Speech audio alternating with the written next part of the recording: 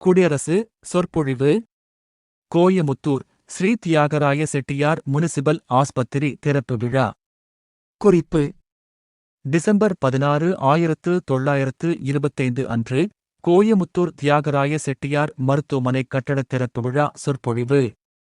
நமது பெரியாரும் பூஜிக்கத்தகுந்தவருமான காலஞ்சென்ற சர் பி. தியாகராய செட்டியார் அவர்களின் பேரால் கட்டப்பட்ட இந்த கட்டிடத்தை சர் பி. தியாகராய செட்டியார் அவர்களின் திருநாள் சமயத்திலேயே திறந்து வைக்கும் பெருமை எனக்கு அளித்ததற்கு நான் பெருமையடைவதோடு என் மனப்பூர்வமான நன்றியறிதலையும் செலுத்துகிறேன்.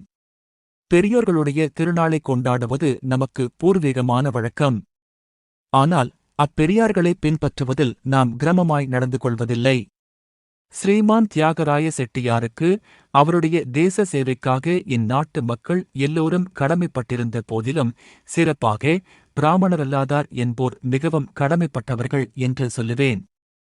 தென்னாட்டில் பிராமணரல்லாதாரின் முன்னேற்றத்திற்கு உழைத்து பிராமணரல்லாதாரின் சுயமரியாதையை உணரும்படி செய்தவர் நமது தியாகராயரே ஆவார். அவர் கொஞ்சமும் சுயநலமில்லாமலும் அடிக்கடி மாறுபட்ட அபிப்பிராயம் இல்லாமலும் விடாமுயற்சியோடு உழைத்து வந்தவர். அப்பேற்பட்டவர் பேரால் இது போன்ற விஷயங்கள் மாத்திரமல்லாமல் இன்னும் அநேக காரியங்கள் செய்ய கடமைப்பட்டிருக்கிறோம்.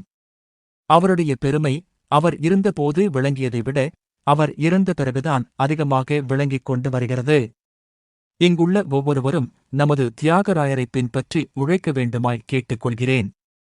அதுதான் நாம் அவருக்குச் செய்யும் மேலான ஞாபகக் குறிப்பு என்று சொன்னதோடு, இவ்வித ஆஸ்பத்திரிகள் நமது நாட்டில் பெருகுவதானது நாட்டில் வியாதிகள் அதிகமாய் பெருகி வருவதையும் நாட்டு பழைய வைத்திய முறைகள் அழைக்கப்பட்டு போவதையும் காட்டுவதற்கு நிதர்சனமாக விளங்கினாலும், நமது ஸ்ரீமான் விரிவாட செட்டியார் தர்ம சிந்தையோடும் உதாரண குணத்தோடும் செய்திருக்கும் இக்கைங்கரியத்தை நாம் பாராட்டாமல் இருக்க முடியாது.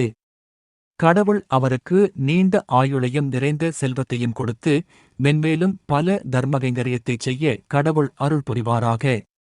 குடியரசு சொற்பொழிவு. டிசம்பர் 27, 1925.